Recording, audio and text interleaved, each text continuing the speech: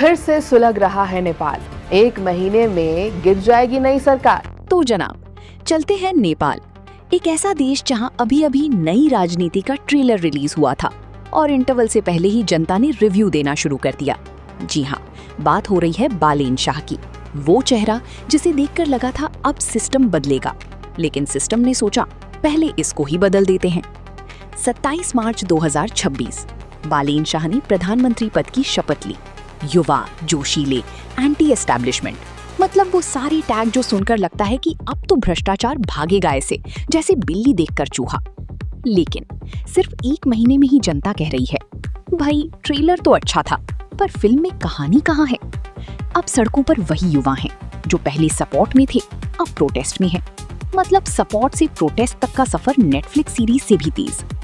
पहला मुद्दा, student union ban.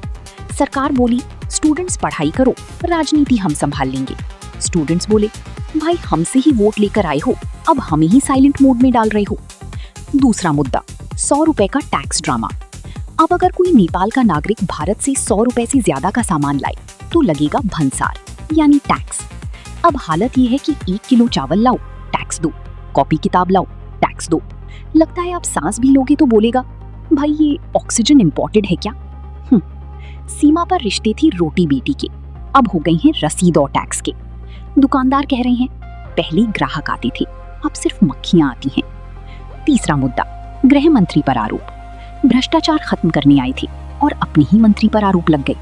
जनता सोच रही है ये एंटी करप्शन है या करप्शन अपडेटेड वर्जन। अब बालेन शाह के सामने असली चैलेंज है। सिस्टम बदलना आसान है, पर सिस्टम संभालना, वो भी तब जब हर तरफ से नोटिफिकेशन आ रही हूँ, प्रोटेस्ट अपडेट अवेलेबल। तो सवाल ये है, क्या ये युवा आंदोलन फिर से राजनीति को हिला देगा या फिर ये भी एक ट्रेंड बनकर रह जाएगा, जैसे सोशल मीडिया पर 2 दिन चलता है और फिर गायब। फिलहाल नेपाल में माहौल ऐसा है कि सरकार कह रही है सब कंट्रोल में है और जनता कह रही है कंट्रोल +Z दबाओ भाई। बाकी अपडेट्स मिलती रहेंगी, तब तक के लिए सेटिंग जिंदाबाद, सिस्टम भगवान भरोसे। प्रणाम।